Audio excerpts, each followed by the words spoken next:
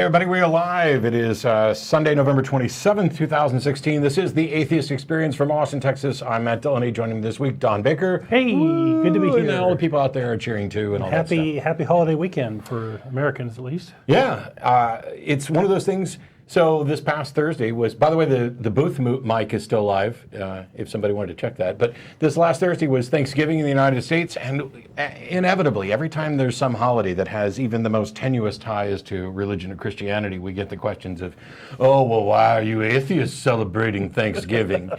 Here's the thing, I didn't pray to anybody. I thanked the people around me, and I had a nice dinner, which I think is what the overwhelming majority of people actually do. Hang out with family, right? If the extent of your celebration is perhaps engaging in a form of gluttony, which is denounced as one of the seven deadly sins, I don't know that you're actually falling into the trappings of Christianity. So, yeah, I had a good Thanksgiving and did some spring cleaning and got my Christmas decorations mostly up. The inside's done, the outside's not. You're so ambitious. Yeah. It's by the way, we'll have a video up before Christmas on the Atheist Debates Project about atheists and Christmas. But it's fun. How was your weekend? Oh, good.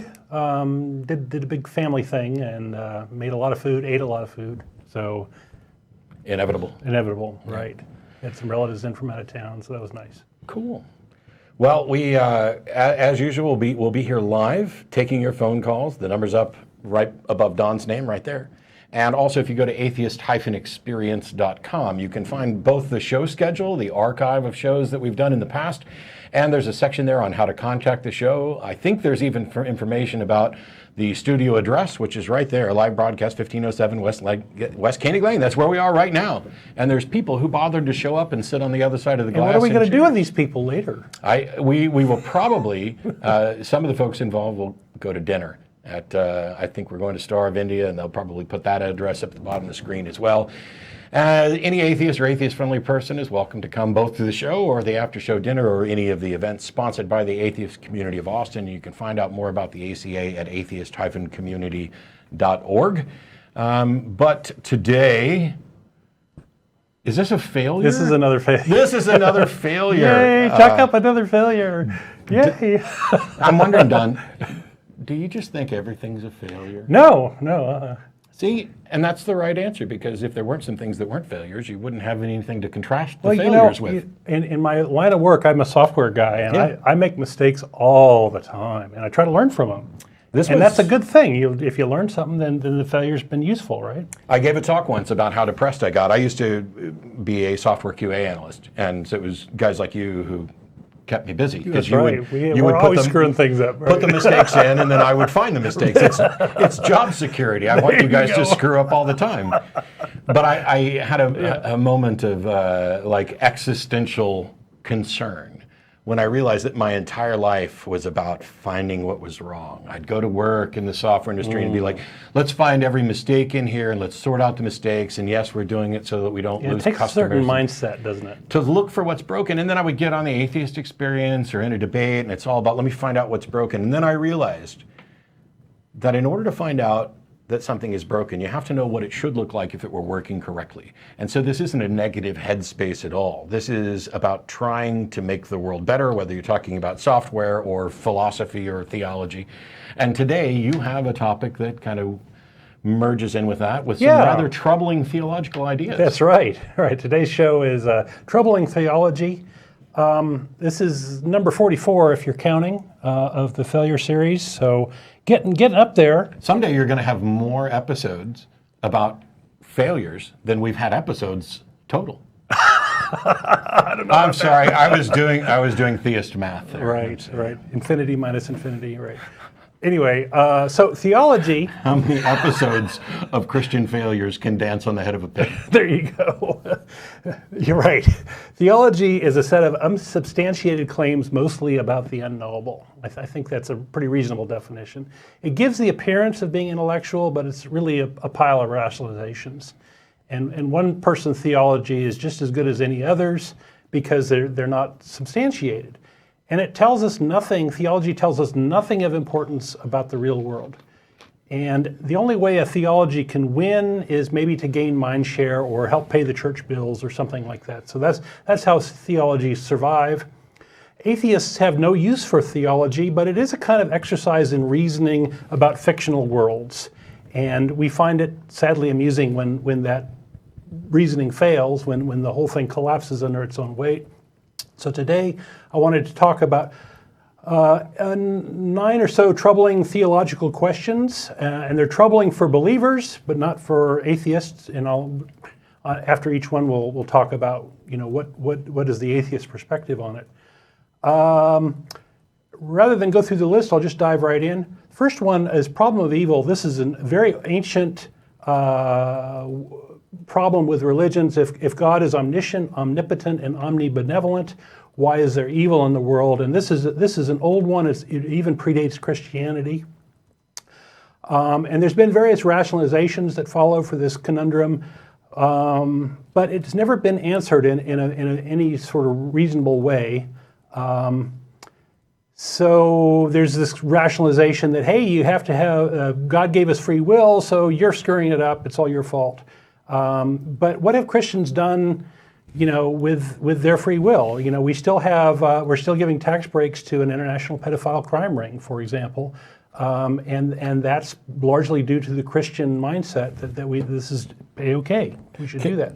Can I interrupt for one Yes. weirdly pedantic thing? Sure. And I've done this several times. I would prefer that we didn't say pedophile crime ring and instead said pederast crime ring. Okay. And the difference here is because pedophilia is an attraction to children, is a sexual attraction to children. And there are plenty of people who are pedophiles who never act upon it. And I don't want us to get in the position of vilifying. There are people who would identify it as an orientation, but this is about what goes on in your head and what you're attracted to and things that you don't have any choice over. Whereas pederasts are men who prey on young boys, and actually that doesn't cover the whole gamut of what they're guilty of. So we're talking about child rape. Yeah. Is what we're really talking about, and that gets us out of there. I know that there are tons of people who are have this knee-jerk reaction to how pedophile has been used forever, and what is meant by it is certainly objectionable. But as for what it actually is, I've heard many times from people who are like, look, I have this attraction, there's nothing I can do about it, at least I'm not aware of it, except not to act upon it. And I think those people should be lauded in the same way that somebody who might have some other attraction that departs from the norm should be lauded for not violating the rights of other people. So. Okay, thank you. I appreciate that point. Well, from the atheist perspective, the problem of evil is just this very old problem that has yet to be addressed, and it's been around forever, and we are still waiting on a response. And by the way, if you have a response to any of these problems I'm bringing up, or want to call in and set me straight, please do. I welcome that. Next question: is God perfect? Okay. Well, if He is perfect, why did He have to meddle so much in His creation to fix problems like the fruit of the tree of the knowledge of good and evil, the flood, Tower of Babel, sending Jesus to die? Why did He have to come in and fix all these things? And if He makes any change at all, it's sort of an admission that something was wrong to begin with, right? Because either he's improving it or he's making it less perfect through His actions, right? So any sort of action is a problem with a perfect God. So let me throw on my Christian apologist hat. There's still going to be a problem here, but God's perfect, we screwed it up. Yeah, so that's the sort of a blame the victim sort of thing. The response here, by the way, and I only include this so that Christians don't immediately call in to say, oh, you just don't understand Christian doctrine. You have this idea that God made an imperfect world. God made a perfect world and then gave man free will, and man messed up God's perfect creation. Then the question becomes, shouldn't God have seen that? Shouldn't He have known about that ahead of time? Because if you're a perfect being, first of all, my question would be, why create anything in the first place?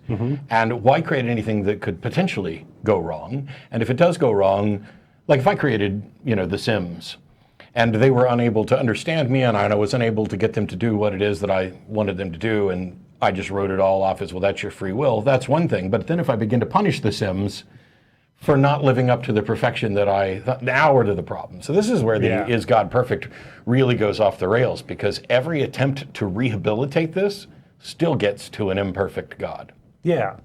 And so the other side of this is your God imperfect? If he is, then why are you bothering to follow him? Why are you following an imperfect God? Why are you following anybody? Right. And from an atheist perspective, an imperfect universe is a sure sign of an imperfect creation process. And I'm not talking about creation in the sense of creationism. Science explains the universe much better than any theology. And it explains the imperfections as well. Next one, why does God hide? Well, if there's an all-powerful God who wants a relationship with humans, why is he hiding? According to the Bible, God can appear to people, and needing people to believe in him is a rather vain sort of thing, isn't it? It's silly.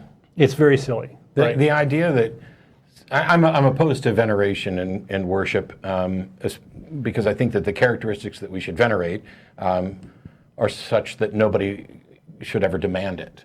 Like this idea that you need to worship me already defeats the idea that you should be worshiped. You have a flaw in your thinking if you expect worship. But this thing about, why does God hide? What I hear over and over again is, well, that because if God revealed himself, then we would no longer have free will. We would just have to serve. That's bizarre, especially if you believe in, for example, a Satan who has been in God's presence and knows God and yet was still free to rebel. And this idea that if God revealed himself to us, we wouldn't have free will. Well, maybe we don't have free will at all, but to the extent that we do, why would that change it? In actuality, what you're saying is, if you knew that God exists, you would be so terrified that you would worship, and it would be an insincere worship. Okay. Can I fool God then? Is that what you're saying? What is this? Yeah. You have to come to me of your own volition and good heart. And I appreciate you unpacking some of these, because there's a lot of very interesting tangents here. From an atheist perspective, blind faith is kind of a gullibility test. It helps collect people who are easily manipulated, is basically, so that you can extract money out of them or teach them to do things. So that's why God hides. And by the way, perspective. And we're all gullible. We are all gullible about something. The and I, over the last few months, have watched a bunch of documentaries about cults, cults and deprogramming. There was a cult that was here in Austin as well in the 90s, shortly after I moved here. And the one thing that to remember is that the people who get involved in cults aren't fundamentally different from people who get involved into other religions or other movements. By and large, they're good people who want to do good things, but they have a personality that if there's somebody else at the top who's making the decisions for you, that's comforting, because it takes away the stress and anxiety of having to make decisions.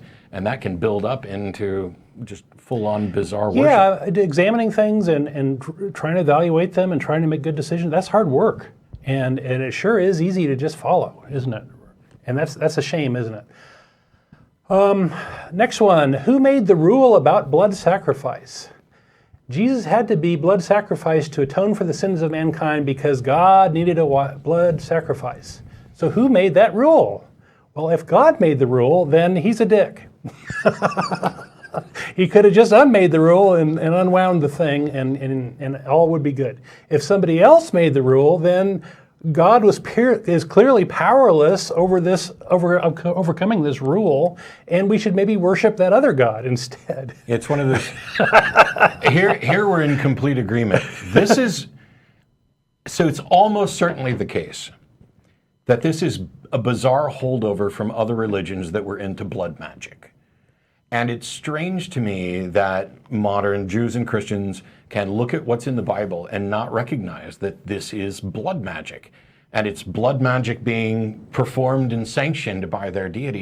You're absolutely right. If I was God, why would I ever make a rule that you needed to slaughter something else and then burn it so that the beautiful smell of it would waft up to my nose, and then I could forgive you for what you just did? I mean, who thinks like that other than people who have been in the trappings of religious views that included pledge magic. Oh, that works well. Let's do that for us. My pet theory is that the early priests really liked barbecue. Because they were going to get the spoils of the things. That whole thing about not stewing a kid in the milk of its mother was that wasn't fatty enough. The lambs are not good enough. You need the sheep with the fat so that you can render the fat down. Okay. That's what bacon comes from. Bacon. Mm. All right. But it's a gross rule, and it is. Don's absolutely right. It's very objectionable. It's almost so in the sci-fi world. There's this idea of retcon, of going back and trying to make things make sense after changes. And so if we decided, hey, it's kind of impractical for us to be, slaughtering our potential food and our livelihood to give it to the priest to save ourselves. Let's just have one big sacrifice that ends sacrifice for all time. Yeah, I've heard that theory before. And then we don't have to ever ask ourselves why it was that we needed to sacrifice anything in the first place. It's like now we're so far removed from this. I mean, you watch documentaries about voodoo type cults and stuff where they're sacrificing chickens and spreading the blood around. And modern Christians, especially Western Christians, will look at that and go, oh my gosh, some of them will say that's satanic. And others would be like, that's just weird. This is the same. This is exactly what we're talking about. It's just chickens instead of lambs or whatever. Right? It reminds me, Guy P. Harrison, when he wrote 50 Reasons People Give for Believing in God, he talked about an incident where I believe he was somewhere in the Caribbean and had a bicycle accident. When he came to, there were people standing around him praying, and he's like, I didn't have any animosity towards them. I was thankful that they were there. And I was like, boy, I would have, because, first of all, they need to call an ambulance and they need to be doing whatever it is to take care of me. But it shows your bias, because if you'd have come to and they'd have been sprinkling chicken blood around you, would you feel the same way as them standing around praying when those two things are fundamentally the same? Except that, they're not one destroys actually killing the a chicken. Yeah. All right. So on this blood sacrifice thing, from an atheist perspective, this whole idea of original sin is just a pernicious mind game used to entrap people in a cycle of guilt, repentance, and giving money to the church. And the whole thing's just a really terrible idea. Next one, did Jesus die? Well, if he didn't die, then there was no sacrifice and there's just some discomfort. And if he did die, he's dead. Either way, you're not really getting saved. And dying and resurrecting is just bad fiction trying to have one's cake and eat it too. If you're trying to, play both sides here, feel sorry for the thing that died, but oh, it's alive. Yeah, and one of the common things is that, hey, look, this proves that it's true, because the Jews weren't looking for a dying and rising Messiah, and when Jesus did that, that kind of set it up so that there's no good reason that they would have invented a Messiah like that. Okay, color me completely unimpressed. And this whole idea that I'm going to give up a weekend to save humanity is bizarre. Yeah. Because I have no interest in dying, but if there was an absolute guarantee, the kind of guarantee you'd get if in fact you were God or in communication with God, that torturing and killing me would end human suffering forever, and I don't get to come back from that, I think I'd probably do it. Because at least there would be statues to me, and so I know that I would get something out of it. It's an ego thing. There you go. But there's also this idea that perhaps there is something laudable about being willing to sacrifice. But giving up a weekend, not even a whole weekend, just part of a weekend. Yeah. And then you get to be God forever. I mean, you were God before, but not while you were dead. It just doesn't make any sense. Okay, so from an atheist perspective, death and resurrection of gods has been used by many religions to explain the seasons. Resurrecting gods are a dime a dozen, and most of them do it every year, not just once. So why kill the Jews? If God orchestrated the crucifixion, and then the Jews should be praised for helping with the plan, right? If God sent Jesus to die for your sins, then it was part of his plan, and these guys are the heroes of the story. Instead, they've been persecuted and slaughtered by Christianity for over 1,400 years. So either the Jews messed up in a bumbling God's plan, and they needed to be punished, or Christianity is just a free pass to kill Jews. So either way, there's a problem. So, this is where I have to interject. Okay, please do. There's nothing in Christianity that encourages or admonishes, makes it a good thing to kill Jews. Oh, it's let his death be upon us. Said by a chorus, no less, of Jews in So there's the trial. there's nothing within the Christian religion that encourages or suggests that we should be running around killing Jews, which is why the bulk of fundamentalist Christians are so inextricably tied to Israel and supporting, this. Now, you're right. For those who did, and for those who are Jew haters, and you've got the white supremacists and other stuff who try to use. Don't forget about Martin Luther, who try to use this to say, "Oh, well, the Jews killed our Lord." You're right. If anything, if salvation needed to occur, then it should be Judas who is the hero of the story for doing what needed to be done to get God's plan to come to fruition. It should also be the Jews who, despite the fact they had, motivations that were in opposition to God, they brought about the plan. At the end of the day, it's either God's plan or it isn't. And so you need to applaud God or curse God. right? But everybody else is Leave just the a Jews little out of it. plaything. Right. And for the Christians who are like, oh, we love the Jews because they live in the land that we need to have destroyed for the second coming to come in, you're a bunch of asshats too. That's right. We're going to surf on their blood into the next dimension. Yay, yay. Okay. We need to be allies with Israel so we can usher into the end of the world. Yeah, it's pretty creepy stuff. Your motivations are suspect at best. Right, right. So from an atheist perspective, Christianity is sort of a rival to Judaism. Christianity branched off of Judaism, and Christianity gains mind share by getting rid of those other hosts of the other religious meme.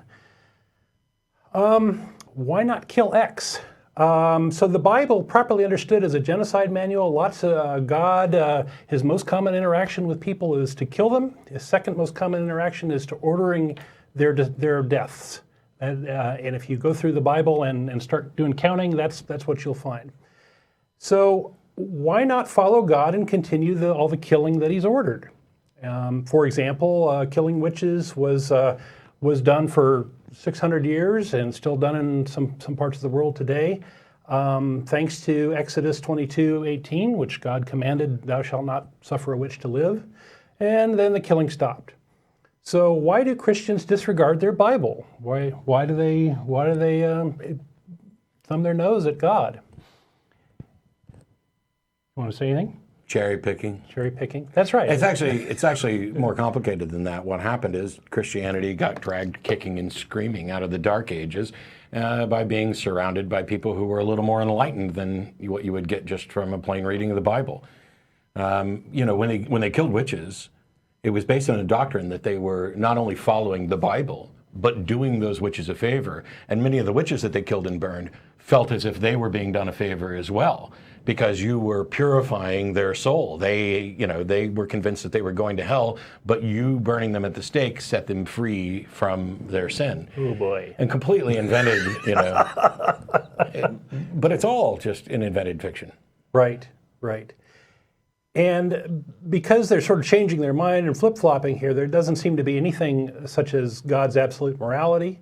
And it seems like the acts of Christians are nothing more than mindless, immoral thugs following con artists. It's really the secular morality that has brought about the end of killing witches and reining in some of the atrocities of the religions. Why does God care so much about sex? God sure does.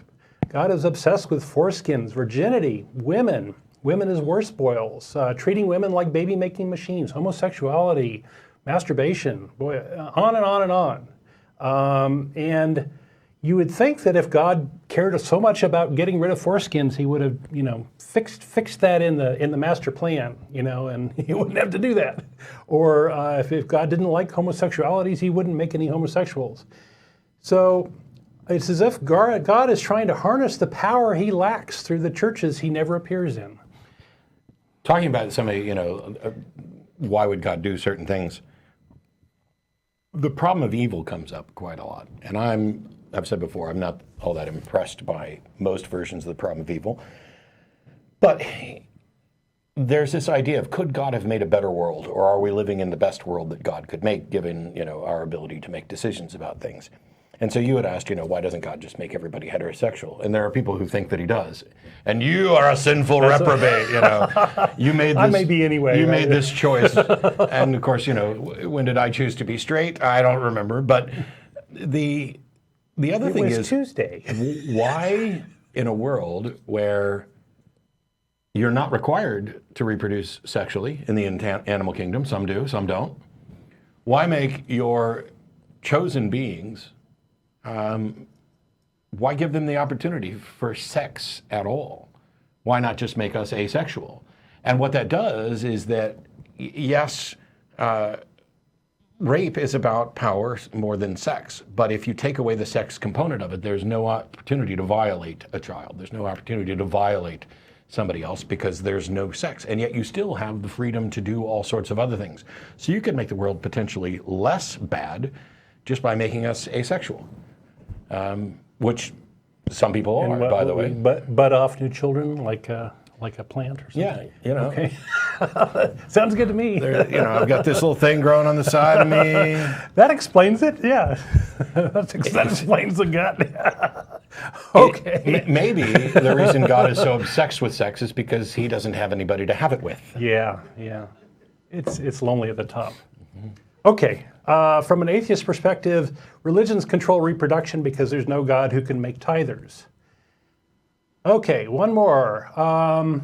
What becomes of babies that die? They are born of a woman or man, therefore tainted with original sin, yet they cannot profess their mindless allegiance to Jesus Christ, their Savior. So by the doctrine, they burn in hell, right? Or they get a free pass to heaven, we think, maybe. I've never been more disappointed in my life than I am right now, and it has nothing to do with Don. Oh, okay. Saturday, Beth and I were at the citywide garage sale. Uh-huh. And then after that, we went out and did some antique shopping and stuff. And Beth came across a little tiny book that was entirely about this subject. It's an antique. I don't know how. Did you buy it? You should have bought it. We should have bought it. Oh my goodness. And we didn't. I don't know why we didn't. You should have bought it. Maybe Donate it to the library here. Maybe I'll make a trip back to that antique store because it's probably still sitting there. But it was, I think it was a Presbyterian booklet that talked a whole lot. And they went through how children, when they get to heaven, how they are taught and educated and stuff so that they can, get to a state of responsibility. The Catholic Church had created, like limbo and other things as way stations for this. Yeah. Because this is a big deal. If you live in a world where you automatically view children as at a different level of moral responsibility. And innocent. Innocent. They don't understand. How can it possibly be just to send them to hell? But if this is also coupled with the idea that there is original sin and we are all born as sinners, now you have a conflict. How do you resolve it? Right. The truth is, while there are little books like that and different doctrines, the most common answer is we don't know, but because we believe that God is good, God will do the good thing. God will do right by those little babies. The good thing, right. So to unpack this just a little bit more, if they're burning in hell, God's a monster, right? If they get a free pass to heaven, then abortion is clearly a good thing, right? And killing children is just fine, like Andrea Yates did, if you get them before the age of reason when they can possibly go to hell. Yeah, even if it damns you to hell, wouldn't if you had 4 kids who were all That's the greater good. couldn't understand anything yet, and you sacrificed all of them so they'd go to heaven and you'd go to hell, that would be a sacrifice. That'd be a sacrifice that trumps Jesus' bad weekend. Right. Fortunately, human beings are better than the doctrines that they try to weasel their way around, generally speaking, which is why we don't hear too much about that, because fundamentally, on some level, people know that even though this is the logical conclusion of their conflicting doctrines, that there's something still wrong with it. And it's why, this prohibition against suicide, which has been popular more in Catholic doctrine than anything else, that it's if you kill yourself, you're going to heaven because you're playing God, etc. They had to invent that. Yeah. Or sorry, you're going to hell. They had to invent that because when people sat down to begin to reason about the impact of their doctrine, if I'm now in a good state with God and every second I continue to exist, gives me a greater potential of sinning, shouldn't I off myself right now and go to heaven? This logical conclusion from the doctrines had to be fixed by making a new doctrine, which is, suicide's a bad thing. Yeah, and, you're going to hell. and that shows that this is like Band-Aids upon Band-Aids, trying to make a giant ball of something to heal a mortal wound, as far as I'm concerned. So from an atheist perspective, threats of hell only make sense when the person being conned is an adult. It doesn't make sense with children.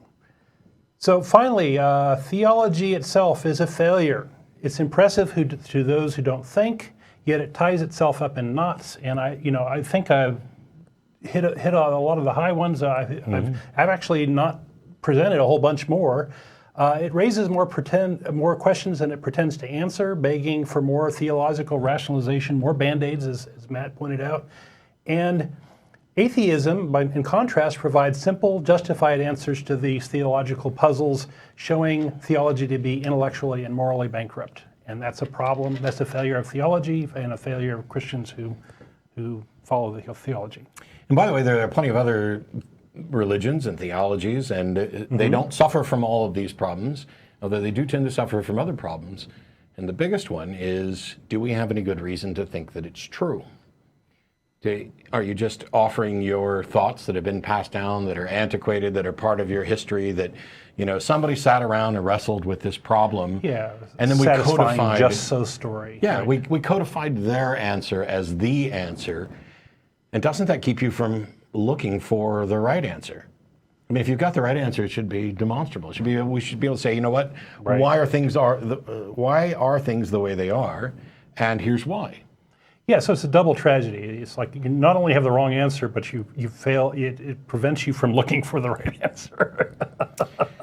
Isn't that sad? So on that note, we're going to go ahead and move on to some callers here. The number's up above Don's name, and after the show's over, we get together for dinner at Star of India, which they will put up there probably right now. See, look at that. There you go. Boy. Crack team of TV producers just on the other side of that I thought wall. you were just a prophet.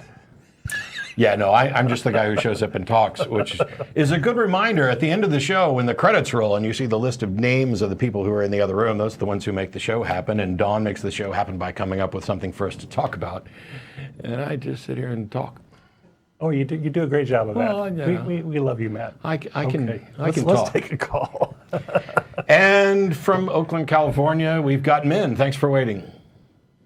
Oh, hello, Matt. Hello, Don. Hello. Happy Thanksgiving. Hey, happy Thanksgiving. Yeah. So today is a good day to call because I think I owe you my explanation about the reason I believe.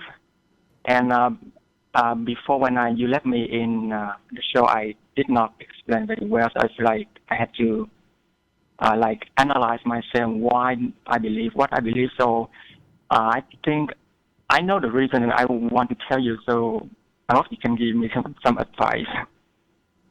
Okay, because what it says here is that you have a belief that you know is irrational. Right. But you want to make an argument for why it should be okay to believe something that you recognize as irrational. No, I don't want to make it okay, but I mean, like, if the outcome from that irrational belief, in my view, is like the best outcome, then is it okay to hold that belief? Okay, so specifically, you'd have to, Yeah. So basically you're saying, hey, I've got a belief and it results in something good, and whether or not it's irrational shouldn't matter because the result is good. Right? Yes. Okay. No. So yeah. first of all, any belief or action you take is likely to have multiple results, right? So how do you decide that, first of all, that a result is a good result? And second of all, why do you get to focus on the good result while ignoring all the potential bad results? Yeah, in order to explain to you this, and can I tell you about the experience I got? So it will explain to you why I think is it the best result. Sure. Just That's okay. we're going to try to keep it a little shorter today. Yeah, I'll do my best. So 4 years ago, that's the same time I got my so-called spiritual experience in the Unitarian Church. It happened one day before Thanksgiving. So I went to Costco and I helped this lady because I saw her struggle carrying the turkey to her shopping cart. And normally, after I help someone randomly, I just walk away and I feel like I've done my job. But this time I stopped because, I follow my parent-seeking trait, and I thought, my parents always here with me for Thanksgiving, but this time they stuck in Vietnam because for some family issue. And all my uncles are out state too. And my boss allowed me to have the day before Thanksgiving off. So normally Minh, yeah. We've already heard this story. Go ahead. We've already heard this story. Okay, yeah. So I'm sorry. We've already heard the story about helping somebody with a turkey, about having the day off, and you seeing all the patterns that led to there has to be something behind all of this that caused this convergence of events, and you want to attribute that to your spiritual experience at the UU Church. Yeah. So sorry. I'll skip all that. So the result is that so 2 months later, when I received a letter from the person I helped.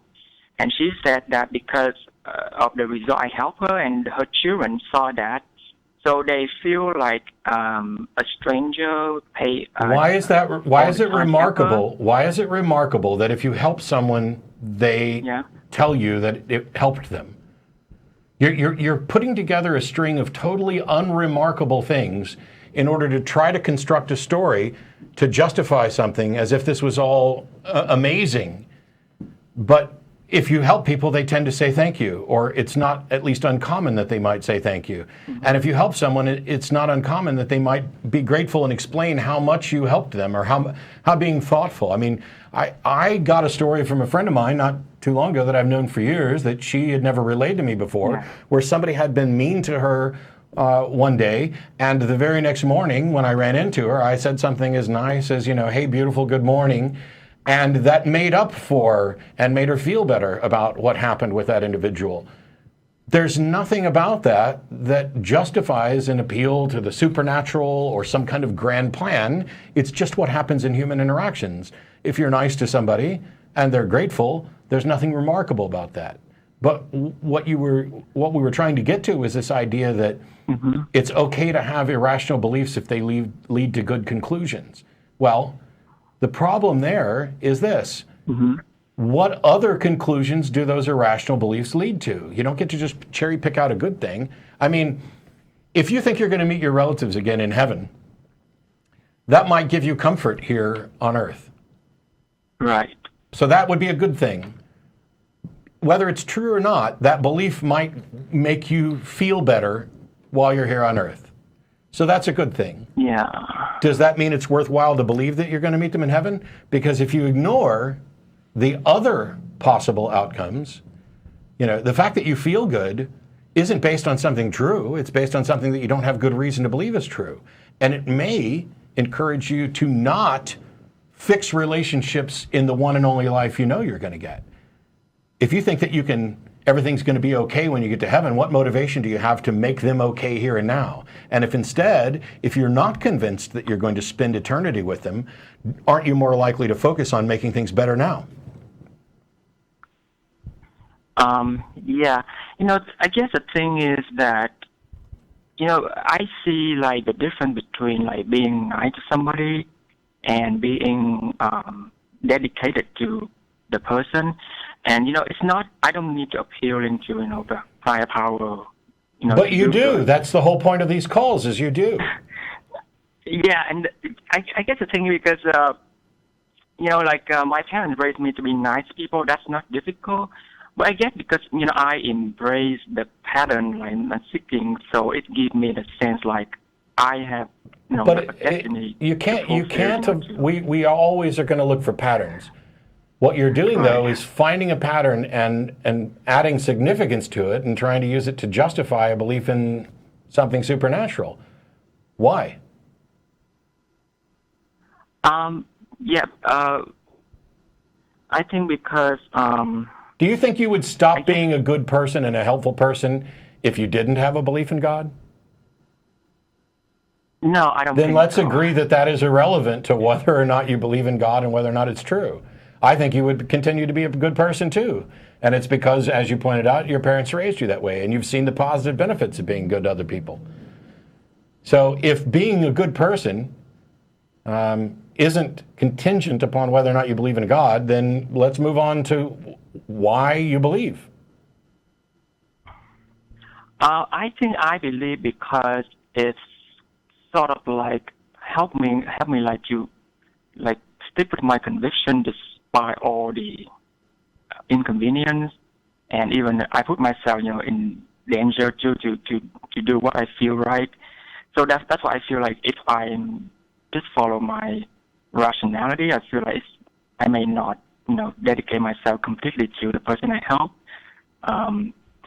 So if you remember about the example I told you about the friend I help, the one I drive 50 miles to help, I feel like because I have a destiny to help him, so that's why I. What makes you think you have a destiny to help? What makes you think you have a destiny? Destiny implies that you aren't making a decision here. As soon as you say, I have a destiny to do this, it makes it seem like, why would I applaud someone for doing what was unavoidable? Instead, I'd rather applaud the people who, don't think that they're doing it because they have a destiny, but because they recognize that it makes the world a better place to live in. Yeah. I think the thing is because what I like about you is that you can, have a passion for something and you can be rational, but for me it's kind of, I guess, difficult for me to think straight and also feel like follow what I think right and stick with it, no matter, what my head told me, like it can give me like something, disadvantage to my circumstance. Here's the thing, Minh. Imagine that you had a lucky rabbit's foot. And you had decided that whenever you were carrying this lucky rabbit's foot, you ran across people who needed help, and you helped them, and it improved the world. And so you started giving credit to this lucky rabbit's foot for keeping you laugh. You just laughed. But how is this fundamentally different from what you're saying about a God belief? Do you have reason? Are you convinced that rabbits' feet aren't lucky? I guess not. Okay. And if this was what your particular, totem was that was keeping you, you're like, oh, I don't think I would be good to people if it weren't for the fact that I had my lucky rabbit's foot. Okay. Well, you can make an argument that having a lucky rabbit's foot and believing that it's helping is now a good thing because it's encouraging you to make better decisions you like to make and that result in a better world. But the truth is the rabbit's foot has nothing to do with it. So wouldn't it be even better to say, hey, I don't need this crutch. I can just recognize that I'm doing good for the sake of doing good. And also, by the way, this maintaining this lucky rabbit's foot crutch means that we're killing off rabbits to give me something to put in my pocket to justify why I want to be a decent person. Am I maybe ignoring some other harm that comes from this? Am I maybe ignoring the potential harm from believing in things that aren't true?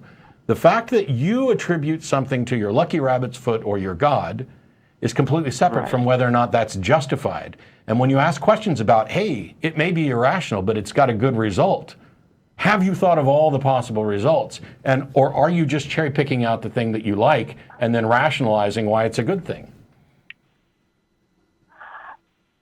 Yeah, you're right. I think perhaps I am cherry picking, but Matt, so can you help me with this? So, if you are in my situation, do you think that you can use your rationality and say that I will help my friend, but even though I know that I only sleep like 5 hours and I have to drive But you know that what? over my.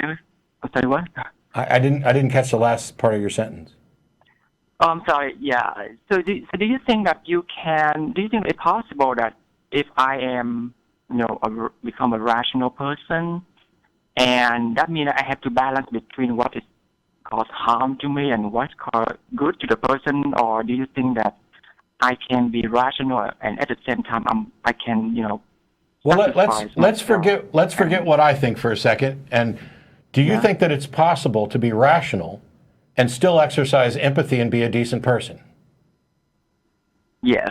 Then why are you even asking the question? You answered it yourself. Rationality does not mean that you lose your empathy. It doesn't turn you into robots. And being rational doesn't mean that, now all of a sudden there's a conflict with being good. Because if it's rational to encourage good in the world because we all benefit from it, then that's the rational conclusion. And I don't need a lucky rabbit's foot or a god to tell me that it's better to encourage a world that is better. Yeah. You have this fear that if you actually think about things rationally, that you will lose empathy, that you will lose this feeling that you have for the world. And yet when asked directly about it, you recognize that this is absurd. So stop living in fear of what behaving rationally might look like and behave rationally. Yes. I think the problem with me is that if I feel like I don't lose my empathy for people, but the thing is, if I want to, dedicate myself for a cause, and even though I know that I will be, in difficult circumstance, I still do it because I know it's right. So I don't know, being rational means like I have to balance between, okay, if I do good for this person, will I get anything harm to me, or should I just go for it and ignore all? Well, you should just think about it a little bit and look for problems. People don't always make the very, very best decision because they don't have enough knowledge to do so. People make contingently good decisions. Try to do this versus that, and we're all struggling with how to improve the world as far as, say, the global warming thing, right? And Right. there's a million little decisions that you make during the day that might make a positive impact there. And just think about it some. Try to be conscious. Try to be aware. That's all you can do. We're all human. We're all fallible. We all make mistakes. Just try. That's all anybody's asking. If you go back and listen to this call, I think what you will hear is on one occasion, you expressed concern that if you thought rationally that this would fundamentally change whether or not you would consistently be a decent person. And you also expressed that you had no reason to think that behaving rationally was going to be in conflict with you being a decent person. You are incredibly conflicted. And here's the thing, here's the dirty secret, and I'm sorry to do this to you, but it's time to pull the scales from your eyes. Yeah, go ahead. If you simultaneously believe both of those two conflicting positions, you don't actually believe in what you think you believe in. Instead, you're engaging in what Dennett called belief in belief. You think there's something important about believing, and so you don't believe it because it's true. You believe it because you think it's valuable. But you don't actually believe it because you think it's valuable. You act as if you believe it, and you profess belief in it because you see a value in those things. If there was a God, do you think that you could fool him by saying, well, I acted like I believed because I thought it would encourage me to be a good person? That's not gonna fool a God. You're engaged in a level of self-deception that allows you to avoid the consequences. Because here's the thing, lucky rabbit's feet are different from a belief in a God that is tied to a church. Because let's say I'm convinced that this UU church, this Catholic church, this Baptist church, has the right religion, or the version of religion, the understanding of God that's consistent with what I believe. And I believe it because I'm convinced that it makes me a good person. So when this church is in trouble, what do? Well, I try to help out, and perhaps I give them money, and perhaps they're using that money to shuffle pederasts around from vicinity to vicinity, or to make the preachers rich. Maybe they're doing good things with the money, maybe they're not doing good things with the money. But if you just blindly tie, I want to be a good person, and therefore I need to believe in a God, and that leads me to this church, it's this cascade based on your presupposition that belief is good that leads to much bad. And I'm saying keep the good, get rid of the bad wherever you find it, in a religion, in a philosophy, in yourself, in the world. Okay. Yeah, so Matt, thank you so much. So just one final point, I'll lead to another caller. Thank you so much. So, like in the example I gave you earlier, that, because after I drove my friend home and he told me that I don't have to help him, on the day tomorrow, he could do it himself, but because, I feel like, I have an obligation because, like you said, I have presupposition that I just have a destiny to do it. So that's why I know that I will have to sleep less time. I have to drive a long way. I have to wake up early. I have to drink coffee to stay sober, but I still do it because I had the passion to do it. So that's why I'm concerned, Is there anything rationally? Is there anything with regard to doing good that you do that I couldn't do or that Don couldn't do? Do you think we're less likely to be good people?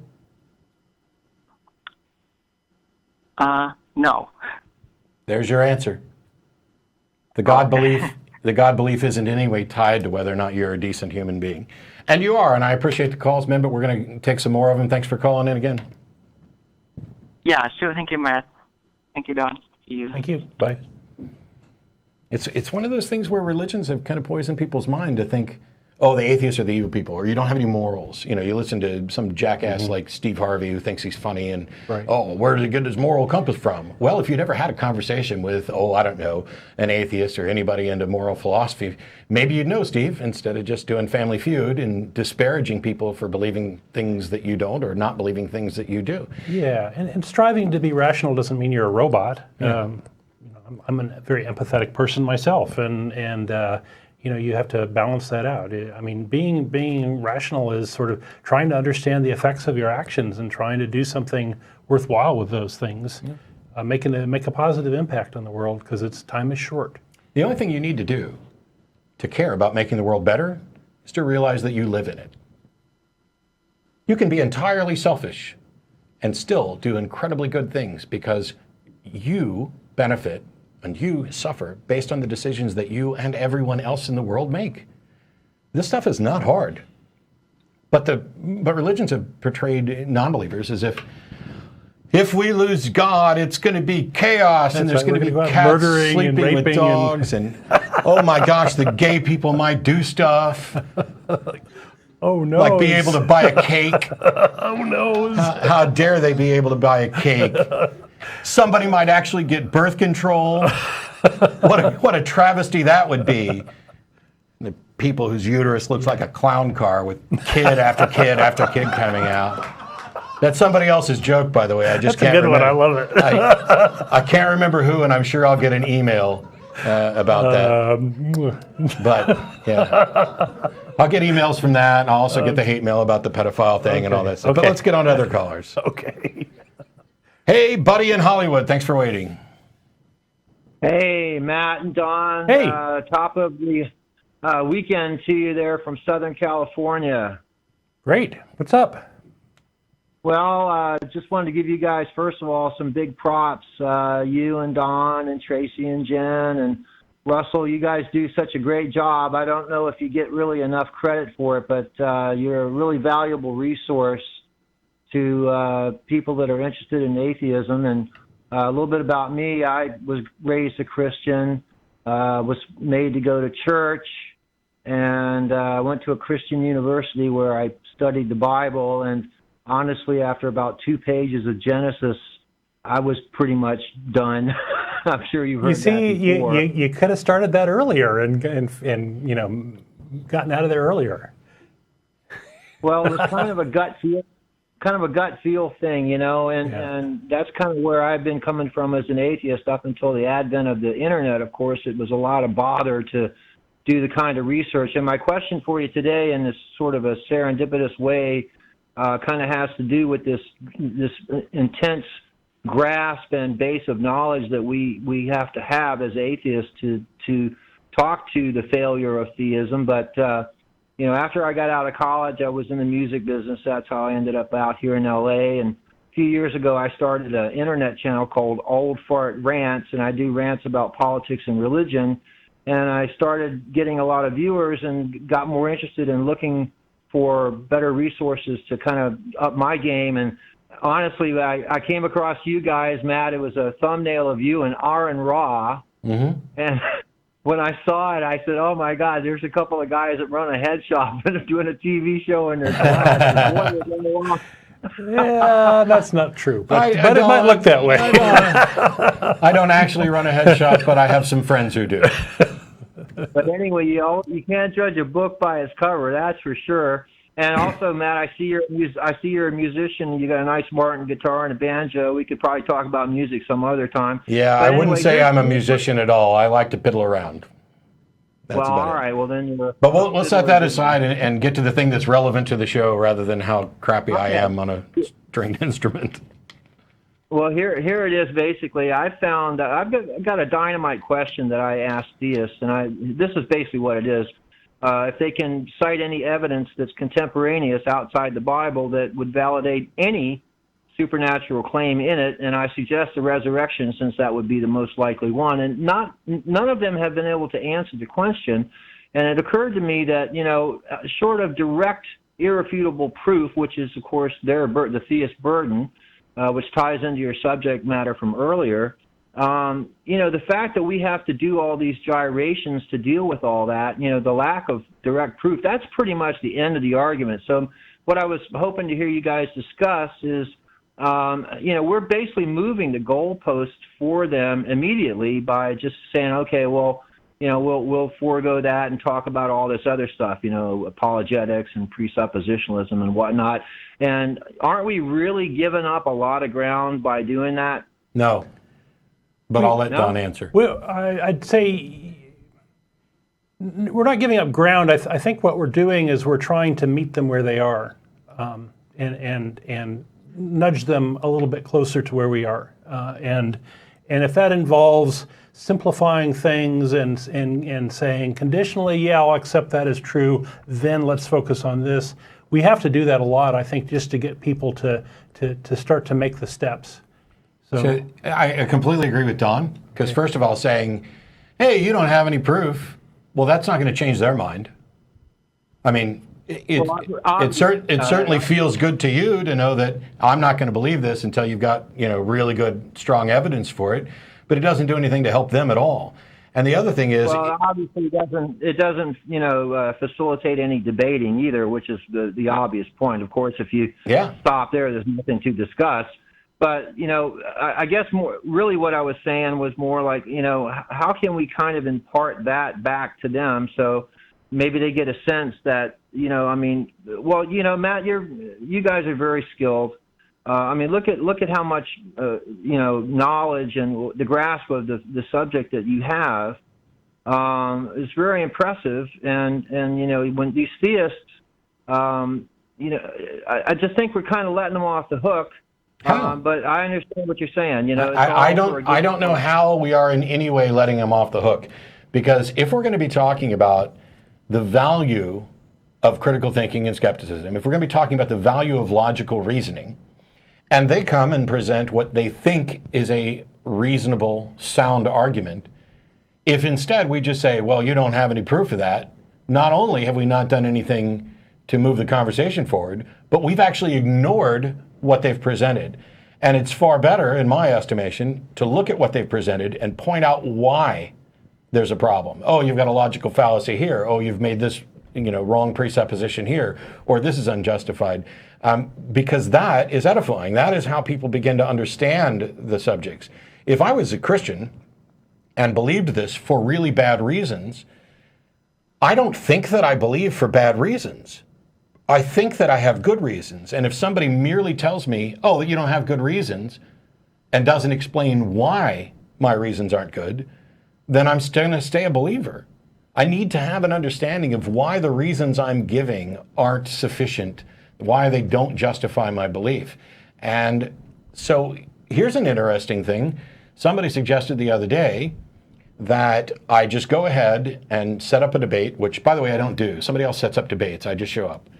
But they wanted me to do a debate where perhaps I should just go ahead and concede some God exists in order to debate whether or not the God that exists is their God. Now, I'm not completely opposed to doing that because you can, for the sake of argument, adopt a premise and say, I would rather do it as accepting that God exists and using that as a premise to get to a reductio ad absurdum to show that it can't be the case. But we do that. When I did a debate about the resurrection, I didn't concede that God exists. When I did the debate on the resurrection, I conceded that we're not going to discuss whether or not a God exists, but whether or not one does, did this happen?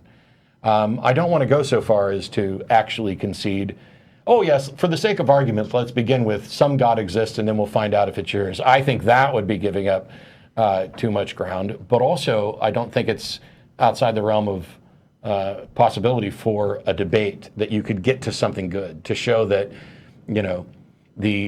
because take William Lane Craig, who uses his version of the Kalam cosmological argument. The conclusion of that argument is, therefore, God exists.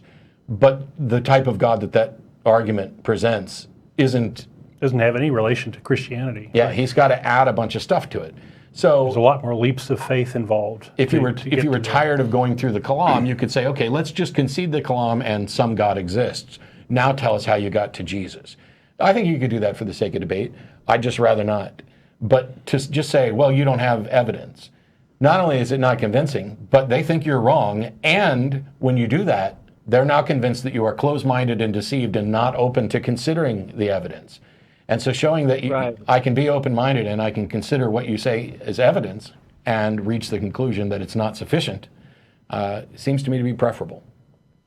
Right. Well, it is really frustrating, though, because like with the resurrection, I mean, obviously, there would have been records by at least one guy somewhere. Well, they think there are records by 4 guys or more. Yeah, but all after the fact and unverifiable guys. Okay, well,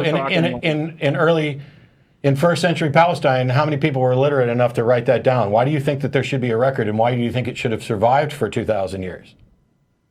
Well, I mean, you would think that, one guy somewhere would have written something down. I mean, yeah, but what makes you think that would survive?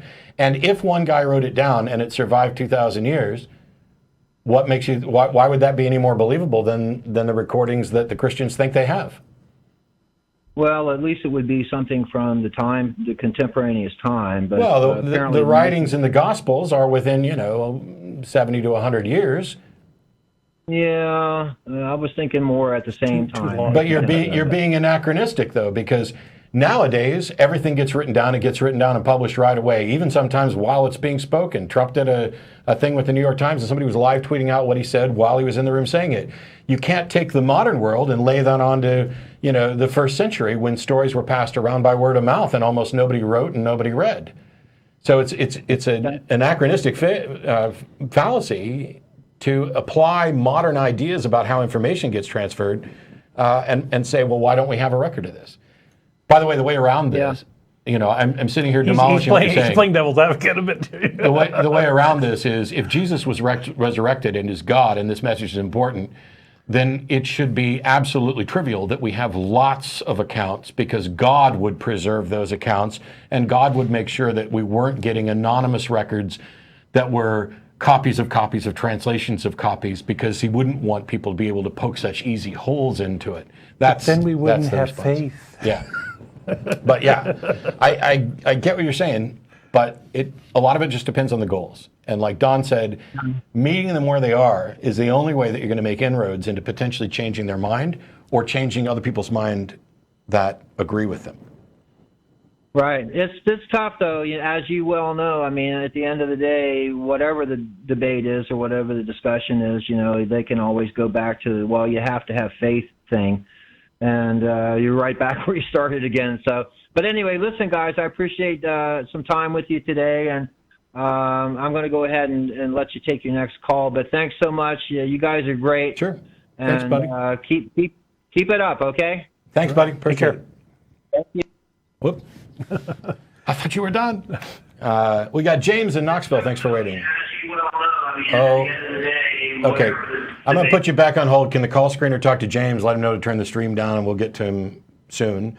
Carl, We got Carl in Oklahoma. Hello, Carl. Hi. Hi, you got Matt and Don here. How are you? Hi, Matt. Great. How are you doing? Oh, not too bad. what do you got for us today? Actually, I'm open to any questions you have for me. I'm a non-denominational Christian. Okay. Well, that's kind of interesting because this is a call-in show, and the question we ask is, what do you believe, and why do you believe it? I believe in God, obviously. Okay, why? And you probably have to define God because there's thousands of different versions of Christianity that disagree on everything. But so give us a rough Jesus. description of the God you believe in, and then you can explain why. Okay. Well, God is the one who created the whole universe, who created you and me, and He is the only God that I know that has a son. Besides Greek mythology. But anyways, So we're already into really weird territory because you say that God is the only God you know of that has a son. How many gods do you know of? I don't believe in any other gods, but there's other gods that are considered gods, but they're actually false gods. Okay. How did you determine that yours is the true God and that the other gods are false gods? Because they're not real. They're actually... Seriously? They're not real. That's how you determined it. How did you determine yours was real? See, the question had two parts of why do you not believe these other gods and why do you believe this? Yeah. And if your reason for believing this is because the other ones are wrong, that's a fallacy. Yes. Okay. You're right. So, Well, what's the way I explain it? Yes. so why do you believe? Well, number one, it starts with faith. And two... Why would you believe anything? We're done at number one. We're done at number one. Why would you believe anything? Faith is a good way to be wrong. Is there any all it's good for. position? Is there any position that I couldn't take based on faith? Is there any position that you could not take based on faith? Right. If you begin with faith, couldn't I believe all those gods you just dismissed, or couldn't I pick one of those gods you dismissed and believe it based on faith as a primary foundation? You could, yeah. Sure. So doesn't that mean that faith is not a good foundation for determining what's true or not true? Not so. That's not what it means. So faith can be used to both believe a true thing and a not true thing. And you think that this doesn't demonstrate that faith is an unreliable path to truth? Well, the Bible says that faith pleases God. Jesus said to Thomas... I asked a different question. I don't know why you're going to the Bible at all. We're talking about the foundations of epistemology here, about how we determine what is likely to be real. And if your method, your primary method of faith, can lead you both to something that is true and something that's not true, then doesn't that mean that faith is an unreliable path to truth? No. I don't understand. If I can flip a coin to make a decision and it can lead me to the correct decision and an incorrect decision, doesn't that mean that flipping a coin is an unreliable path to the correct decision? Okay, so... That was a yes or no question. If you turn your phone... That was a yes or no question. Okay, what was the question again? If I can flip a coin, and based on its outcome, it can lead me to a correct decision and an incorrect decision, doesn't that mean that flipping a coin is an unreliable method to reach the correct decision? True. Okay. Substitute the word faith for coin and answer the same question. Because you've already acknowledged that faith can lead you to Yahweh and can lead me to Zeus or any of 100 other gods. If faith can lead to any of those conclusions, then how is it a reliable pathway to truth if it can lead me? By the way, let's say there's 1,000 different proposed gods, and only one of them is real, and we can use faith to get to any of them, then you've got a 1 in 1,000 shot, which is way worse than a coin toss, of getting the correct position based on faith, right? But there's tens of thousands of gods. So now does that demonstrate that faith is not a reliable path to truth? Well, there's also proof. You have proof also. Hang on. Just let's finish this point, and then we can move on to the next one. I'll let you go on. I'm not just going to hang up as soon as you acknowledge that faith is a crappy path to truth. I just would like you to acknowledge that the argument's been made and that you agree with it.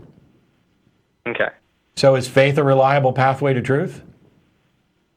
To some, no, but to others, yes. Why are we hedging here? No, we're done. I promised I would let you go on, but all right.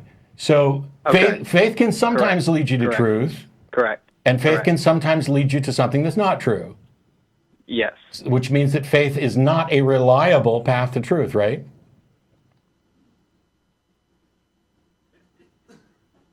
You can't just rule faith out like that, though. The fuck you can. Okay. I'm sorry that logic demolishes your position, but that's not our problem. The problem I'm having now is that when you've been exposed to a syllogism, to a logical position that shows that your foundation is flawed, instead of acknowledging it, you want to come up with an ad hoc, you can't get rid of faith that way. It's dishonest. It's incredibly dishonest to have your position demonstrably shown to not be reliable, and you acknowledge this and then want to try to rehabilitate it. Now, you're welcome to make an argument for why faith is reliable in your case. Mm-hmm. But if you aren't willing to acknowledge that faith isn't reliable generally, then I don't know how we continue. Any one-sided argument sounds good if it's one-sided. I haven't got to speak yet. Oh, you're wrong. Any one-sided argument doesn't sound good. You presented a one-sided argument and we demolished it. Now you can go on to present another one-sided argument because you said we begin with faith, and faith is not a reliable pathway to truth. You presented an argument and I answered questions. There's a difference. No, I presented a response to your argument and you dodged the answer over and over until I held your feet to the fire. You wanted to go to the Bible. You wanted to go to any other thing other than answering the question about epistemology, which is completely independent of any religion. How do we reliably find a pathway to truth? Is faith a reliable path to truth?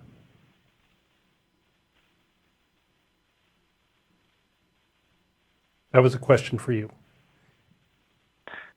Is faith the reliable path to truth? I didn't say I said A, but I'll go with either one. Okay. Not always. Okay, do you understand what not always means? Sometimes, and sometimes it does. So therefore it's not reliable, right? So then it's not reliable, right? Yeah. Yeah, thank you. Next. Sometimes we got to parse the sentences here. Jesus. Hey, listen to me though. Listen to me though. If you turn on your phone, my phone's on. It turns on. Okay, but why do you think the phone will turn on though?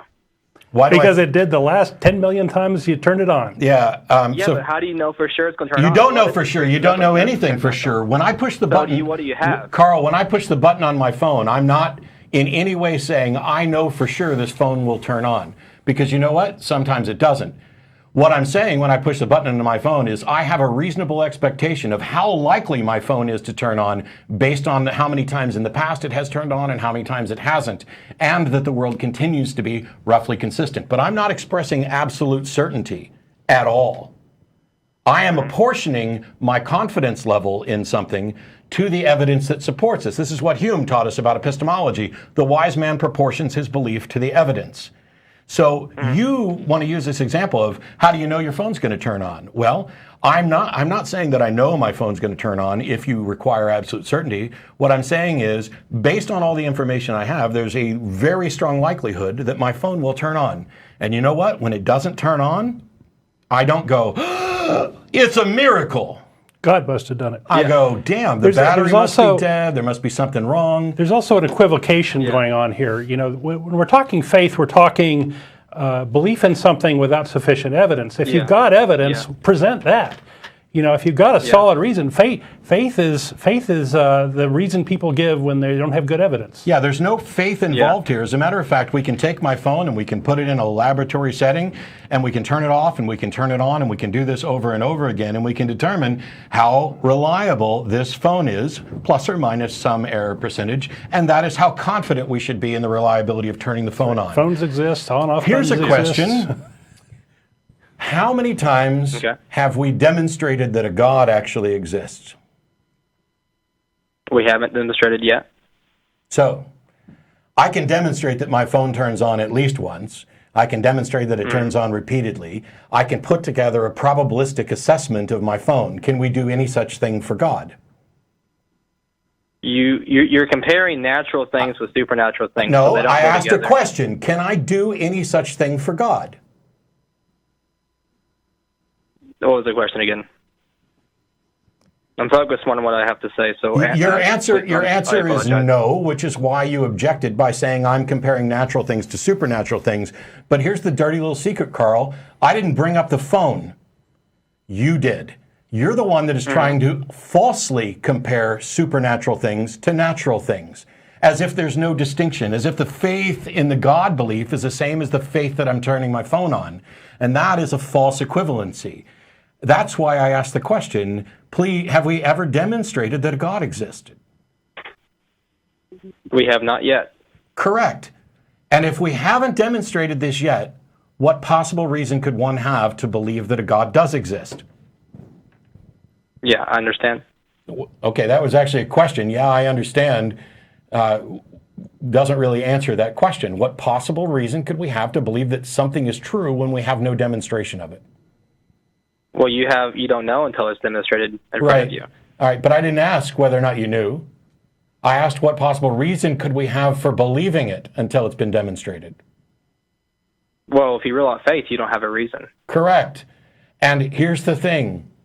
You called us and you believe. And you begin with a belief based on faith. And you acknowledge that faith isn't a path to truth. And you acknowledge that we haven't demonstrated that a God believed. And when asked what reason you have for believing it, you go back to faith. Do you not see the problem there? I see the problem with your understanding. Okay. What's the problem with my understanding then, since you see that? Okay. So, if I pray to a God, through my faith, if I pray to God and my prayer doesn't get answered, should I be discouraged? Or if your phone doesn't turn on, should you be discouraged that your phone doesn't turn on? How is that in any way an explanation? How is this an explanation of what I don't understand, Carl? Do what? How is this an explanation? You said you see my failure in understanding, and I asked you what that was. And you begin with, if I pray and I don't get an answer, should I be discouraged? How is that in any way an explanation of what I don't understand?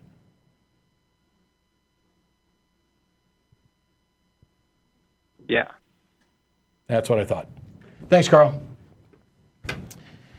If you tell me that you understand what I don't understand, and the next words out of your mouth demonstrate that you're not actually going to address what it is that I don't understand, but you're going to go on to make yet one more attempt to rehabilitate. Oh, it's faith. Well, it's not always faith. It's reason. Well, if you don't have reason, it's faith. Well, why should I be discouraged just because my prayer wasn't answered?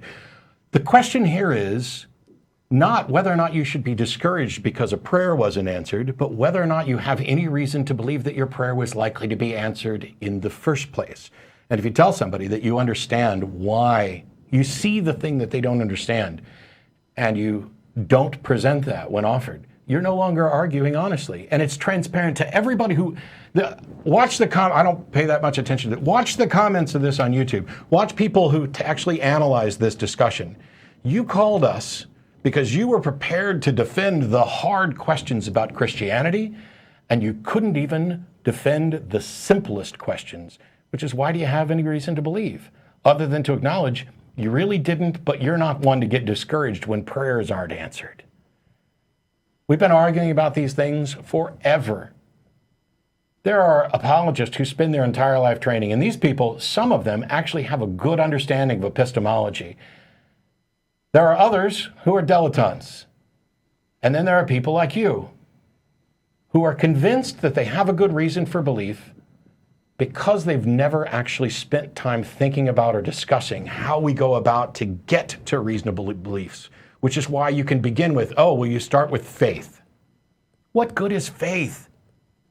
If there's no demonstrable pathway to truth. Hey, white people are better than black people. I'm just going to take that on faith.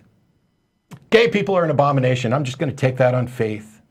Hey, we should vote this way. I'm just going to take it on faith. My phone's going to turn on. Yeah, it ends up I being just take it on faith. an echo chamber of your own mind and your own beliefs and your own biases and your own things that you want to believe. Wishful thinking. The question that we ask has two prongs. What do you believe? Why do you believe it? I put it to you that through that entire call, there was not one demonstration of a sincere attempt to answer the second part. Instead, the first part was just reformed and rephrased over and over again. Here's what I believe. Why? Well, you take it on faith. That's just an assertion that what you believe is believable, or that you believe what you believe. It's not an answer to why. Well, I shouldn't get discouraged if prayers aren't answered. Okay. What caused you to get encouraged in the first place? Was there a prayer answered? Do you have some? And if that was the case, then why didn't you present that at the beginning? Why didn't you say, I believe because the God of the universe is self-evident? When people call you and say, look at the trees, what they're talking about is the obvious elements of nature that scream to the truth that a God exists. And here's how we can present evidence for this, and here's how we can present an argument that shows that the world was intelligent. You're not even a dilettante. What you are is somebody who sincerely believes, and you're so cocksure in your belief that you're willing to call up a show and say, come on, ask me the tough questions when you haven't even spent time thinking about the easy ones. So do that. Think about the easy ones, find answers, then think about the tough ones, find answers, and then call back and really explain why it is that I'm wrong, what it is that I don't understand. That'd be helpful for both of us. But calling in to say, well, you got to start with faith. I mean, if it weren't for the fact that we can actually have conversations and make points about the unreliability of appeals to faith, I would just hang up on everybody when they called in and made an appeal to faith. I would. Hey, why do you believe in a God? Oh, I just have faith. Goodbye. I'd actually like to get on to an actual discussion. Faith is useless. Faith isn't a virtue. But this is where a lot of people are. They put a lot of faith in faith, for lack of a better word. But so they want to believe. They want to think that their prayers are going to be answered. They want to, they want to say that this investment they've put in their religious belief has not been in vain. But it's a lot of us have released our shackles and learned that's not a way to the truth. It's not a way to figure out what's going on in the world, and we are better off for it. We're happier as atheists. Yeah, but I like the call. I like the call because it allows us to get to those points. There's a lot of people who are in that position, and I'd like to think that there are people watching at home who thought that perhaps that was a good answer until it was exposed not to. The one thing we know is that once you've made a public profession of what you believe, you are less likely to change your mind. You are more likely to double down. And in the face of expositions of fallacies and poor thinking, you are going to try to find some way to rehabilitate what you think. We know that happens. And I don't begrudge him one bit for being in that position. On the other hand, if you're just going to talk in a circle, and if you're not going to actually give a reason, then we need to move on to potentially other people who will. But we got Tom in, is it Oregon? Yeah, Myrtle Point, Oregon. How you doing? I'm doing pretty well. Thanks for waiting. I got to say, I've been watching. It's the first time I've watched it. You guys have the patience of Job. Yeah, we get screwed over just about as much as Job. Well, no, I'm kidding. Well, nobody's been screwed over as much as Job, and that's involved in our show anyway. Well, you guys are pretty intimidating too. I don't know if I can offer any challenge at all, but I do have some questions about natural selection. Okay, so here's one thing. None of us are biologists. Well, same here. And also, it may not be so much on the biological level. I'm just wondering. I think, and I don't know if I'm quoting you or not, but natural selection is a unavoidable component of the mechanicism in evolution. Is that right? Yeah, the Darwinian model is evolution by means of natural selection. But all that natural selection means is that, hey, you live in a world that is dynamic and has certain characteristics. It's going to favor some individuals and not favor others based on hey, if you blend in really well with your background, you're more likely to survive long enough to have offspring, and those offspring are going to have those traits. Whereas if you don't blend in so well with the background, you're more likely to be killed before you get to have offspring. And so over a long period of time, changes are driven by natural selection. And by the way, the world we live in is dynamic. So what was favored or not selected against 3 million years ago, 2 million years ago, is different from what might be favored or selected against now. That's it. That's all natural selection is. Okay, I guess this is where my question is, and I've done a little bit of this on some Facebook debate pages, and I just get called an idiot a lot, so this might be really stupid, but what is the source of natural selection? Does it have a source? The physical facts about reality are natural selection. I'm not quite sure what you mean by source. The environment in which these individuals find themselves. So natural selection it seems like that's more of the effect of natural selection, and I'm just wondering if it has a gene source or a DNA source. The effect is whether or not the individual reproduces or not. The cause is, what sort of environmental factors, weather. Yeah, the weather, hey, this animal had, grew more fur and survived better in a colder climate, and another one didn't. That is a part of natural selection. Hey, this animal had features that allowed it to survive when another one didn't. It's not, natural selection is not like this hovering entity source to say, oh, you live and you die. It's just descriptive. It's not prescriptive. It is descriptive of what happens. That there's nobody picking and choosing which communities, which populations live and die, but that this is a result of what happened in the natural world. Weather changed, communities were isolated, and therefore that caused inbreeding or changes in this. There's no, the source is nature, but it's not like evolution has a goal. Conscious, right? Well, that's kind of where I'm going here. Okay. It seems like I read, like in Dawkins's book, The God Delusion, that natural selection has attributes of a mind, like it makes decisions. No. It's elegant, those kind of things. Elegant is not an attribute of a mind. These are metaphors, all kinds of things. And don't read too much into them. Yeah, so this idea that you could look at almost anything as having the attributes of a mind. In a dynamic world where things are interacting, you could look at it as if decisions are being made, but that's not what's happening, and that's certainly not what Dawkins is happening. And by the way, if you want to understand natural selection, don't read The God Delusion. Read one of the 17 other books that Richard's written about evolutionary biology. From The Selfish Gene, The Extended Phenotype. It's probably not 17 books. Read Jerry Coyne's Why Evolution is True, mm-hmm. and these other things, because scientists, when they're we're not always good at describing and communicating science to the general public who may not understand it. And so occasionally we will talk about things, not we, because I'm not a scientist, but scientists will talk about things in a metaphoric sense to try to make it digestible. When you talk about DNA, for example, there are plenty of scientists who will say DNA is like the code or the book of life. Well, it's not actually a book, and it's not a code in the sense that it was communicated by a mind. What it is information that follows the laws of physics and chemical interactions that allow reproduction of deoxyribonucleic acid. But intelligence. I guess what I'm wondering, if you forgive me for butting in here, sure.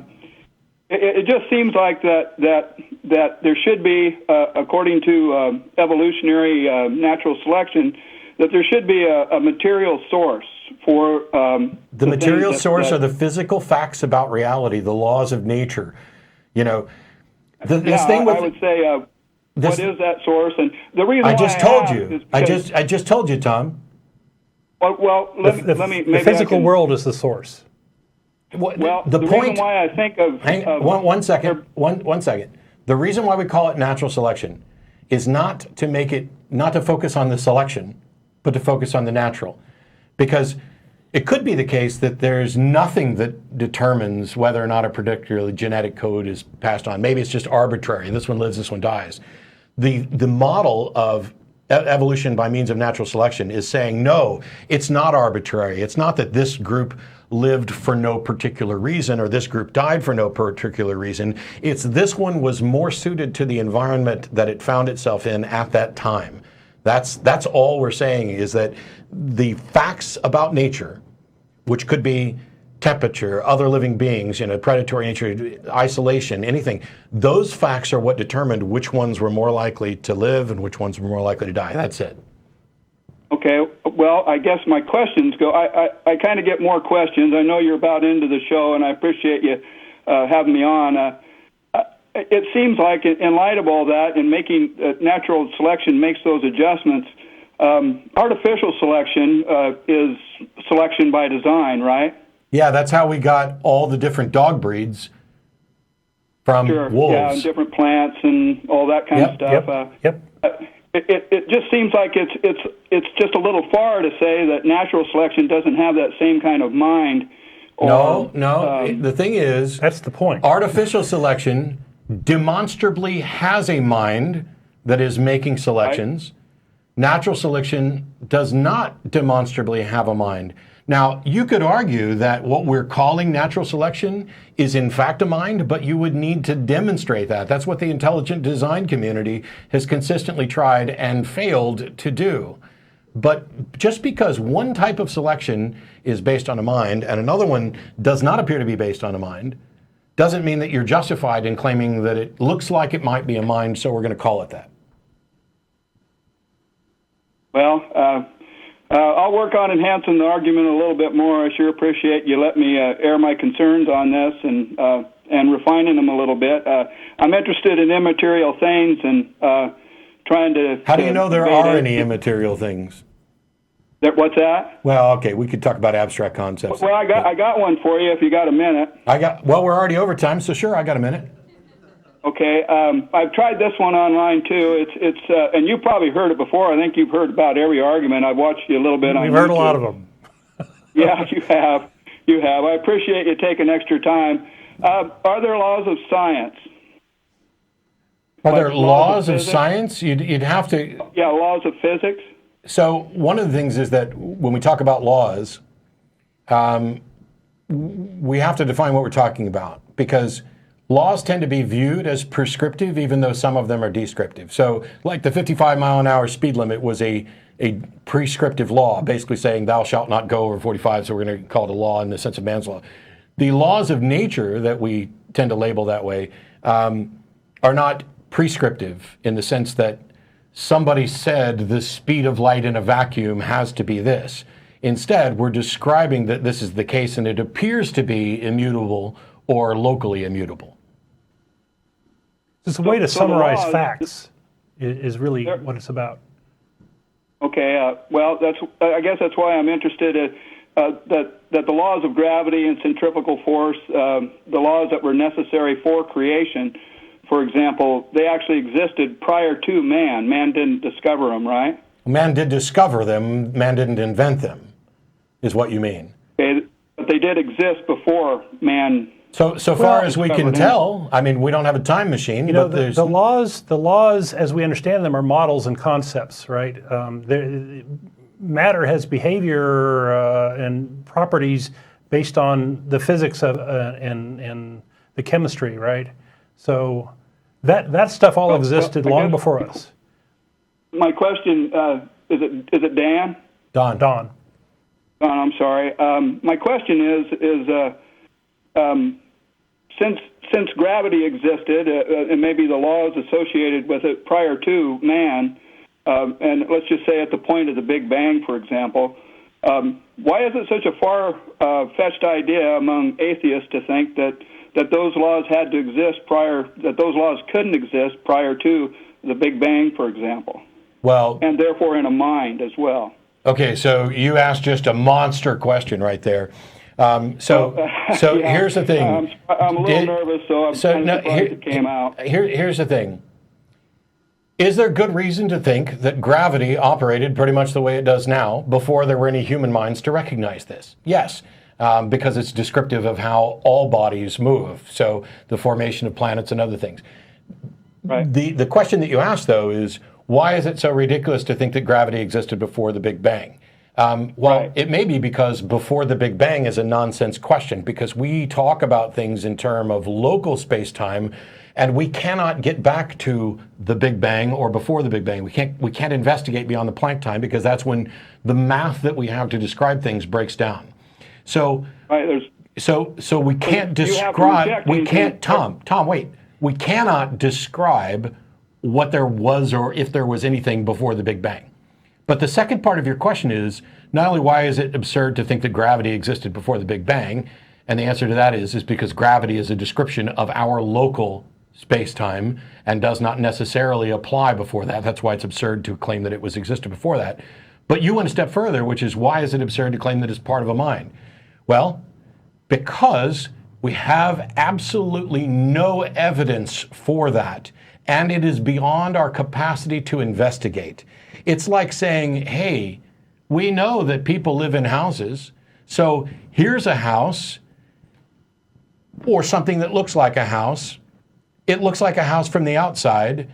How do I know it's not just a solid block, that it's the densest matter, that it's, some kind of physical construct inside of that house that leads to an alternate dimension? How do I know these things? Well, you don't. But the time to believe that that house is completely solid is after you've investigated and demonstrated that the case. The time to believe that that house, when you open the door, leads you to an alternate dimension is after you've discovered and demonstrated that. If the facts about our local spacetime are the product of a mind, then that needs to be demonstrated before there's justification to believe it. I think there's a category error here, and that is, we have this mental model, which is the laws of physics or whatever, the laws of gravity or whatever, and it's not, the behavior isn't there because somebody thought it into existence, right? The behavior is there because that's the emergent property of matter, right? And this idea that it needs to have a mind in order to create it is wrong, because we're just describing what we see. We're describing this behavior. We're not trying. There isn't any mechanism or any idea that it's caused into existence by somebody thinking it. And see, I won't go that far. I won't say it's wrong. I'll say it hasn't been demonstrated to be the case. Right. And the time to believe it is after. I appreciate you guys staying later. I guess, and you might want to blast me on this one, but it seems to me that there is a certain amount of faith on both sides here. I believe that God is. Wait, what faith are we exercising? Well, just a second. You don't believe that anything supernatural existed, right? Because we have yet to see the evidence for it. I do not believe. That is not the same as I believe the supernatural doesn't exist. So you do not believe in... I am not convinced that the supernatural is real. How is that an exercise of faith to not be convinced of something? That's a good way of putting it. I'll figure it out. Damn right. Later. We'll see you next time, Tom. Thanks for everybody hanging out. Thanks to the studio audience, the guys working behind the scenes. We went a little overtime. We'll see you all next week. Appreciate you hanging out. Bye-bye.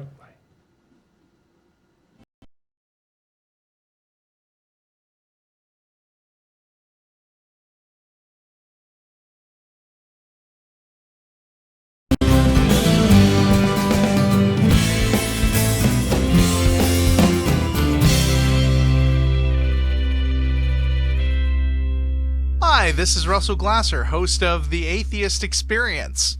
The Atheist Experience is made possible by volunteers and the generous support of viewers like you. If the promotion of positive atheist culture and separation of church and state are values that you hold, please consider contributing by becoming an ACA member or visiting our product page at evolvefish.com under the Partner tab. Thank you.